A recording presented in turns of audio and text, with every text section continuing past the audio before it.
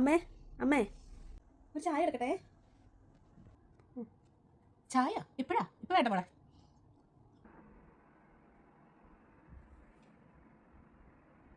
അമ്മേ ചായ എടുക്കട്ടെ. ചായയോ? വേണ്ട, ഞാൻ ബ്രഷ് ചെയ്തിട്ടില്ല, പിന്നെ മതി.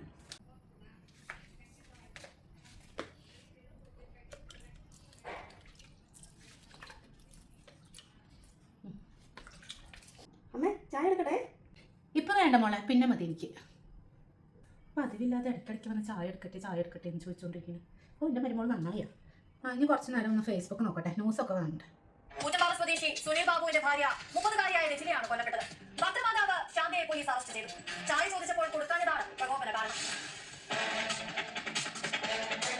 സംഭവ സ്ഥലത്ത് 6:15ഓടെയാണ് നാടിനെ നടുക്കിയ കൊലപാതകം നടന്നത്. കിടന്നുറങ്ങുകയായിരുന്ന രചനയെ പത്രമാതാവ് ശാന്ത കത്തി ഉപയോഗിച്ച് വെട്ടുകയായിരുന്നു.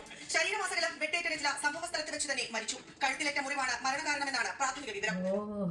വെറുതെ ഇല്ല എൻ്റെ മരുമോള് ചായ എന്ന് പറഞ്ഞിട്ട് രാവിലെ മുതലേ പിന്നാലെ കൂടിയേക്കണ്.